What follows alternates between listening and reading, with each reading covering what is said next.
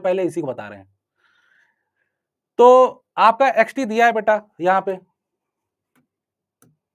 xt आपका एक time series है ना, तो इससे आप kt निकाल लोगे, है ना। kt मतलब क्या, ऑटो कोवेरियंस फंक्शन, ठीक है ना, ऑटो कोवेरियंस फंक्शन निकाल लोगे बड़ी आसानी से, क्लियर है बेटा, निकाल लोगे ना। तो मान लो ऑटो कोवेरियंस फंक्शन ये है, ठीक है ना, kt, xt आपका टाइम सीरीज है और इसका ऑटो कोवेरियंस फंक्शन ये है। अब इसको हम इस फॉर्म में लिख सकते हैं, ठीक है ना, तो चलो लिखते हैं। तो देखो xt आपका दिया हुआ है और इसका ऑटो कोवेरियंस फंक्शन kt। अब kt का मतलब समझ रहे हो क्या है यहाँ पे, कोवेरियंस xt xt, समझ रहे हो ना, kt का मतलब क्या हुआ ये, ठीक। तो kt का मतलब लैग t होना चाहिए ना बेटा, यहाँ पे आपका होगा 2t, ठीक, xt x 2t, तब डिफरेंस करेंगे तब आपका t आएगा, ठीक है। पहले बताइए ये कितने लोगों को समझ में आया टाइम सीरीज वाला।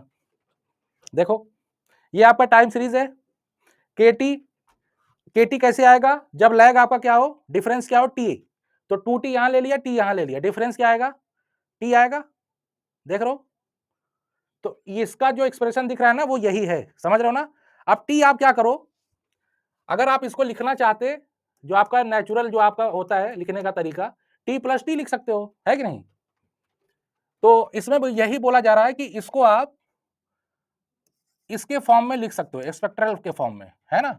तो एक्सपेक्ट्रल के फॉर्म में आप कैसे लिखोगे, 2 पाई समेशन, अब यहाँ t वेरिएबल है तो t लिख लो, t माइनस इन्फिनिटी से इन्फिनिटी के T E power minus T, यहाँ पे आपका आई वो है आई टी डब्ल्यू, ठीक है ना।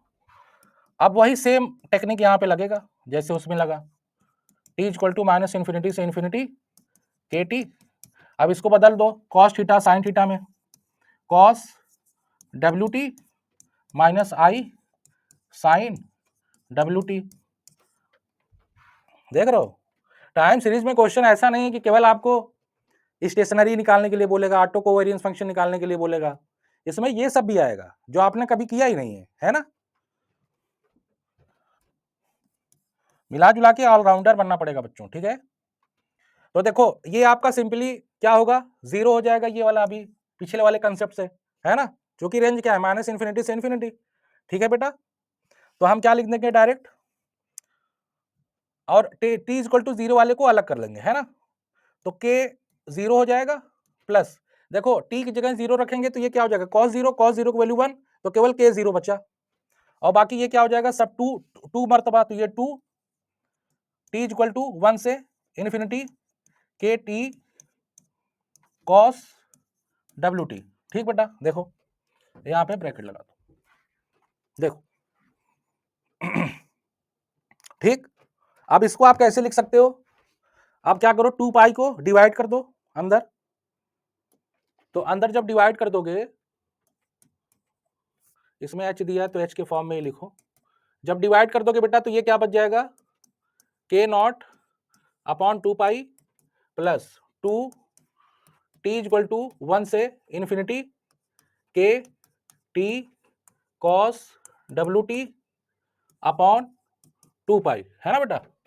अब देखो आपका कह रहा है ना के नॉट इज इक्वल टू आप ले लो सिग्मा एक्स स्क्वायर, ठीक है, तो यहाँ के नॉट की जगह लिख दो सिग्मा एक्स स्क्वायर, तो ये क्या बन जाएगा sigma x square upon 2 pi plus ये 2 से कैंसिल हो जाएगा, तो इसको आप कैसे लिख सकते हो 1 upon pi summation T equal to 1 से इन्फिनिटी के टी कॉस डब्ल्यू टी।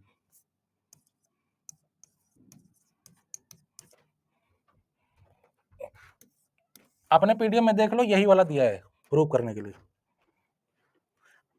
देखो वही कंसेप्ट था ना उसी से आ गया, क्लियर है बच्चों, बताओ समझ में आया ये,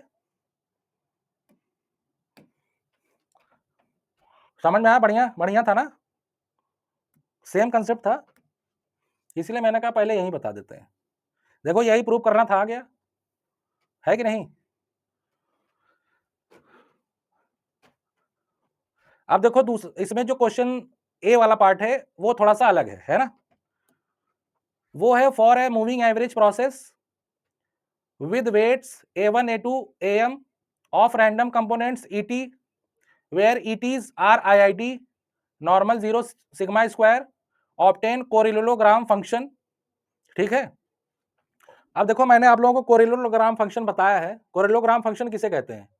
आप ऑटो कोरिलेशन निकाल लो, है ना, रो एच को ही हम लोग क्या कहते हैं? कोरिलोग्राम फंक्शन, है ना बेटा। Find its form when all the weights are equal and their sum is 1। ठीक है ना, यही दिया है, एक बार ही पढ़ लो आप लोग क्वेश्चन। देखो क्वेश्चन दिख रहा है ना आप लोगों को, बताइए।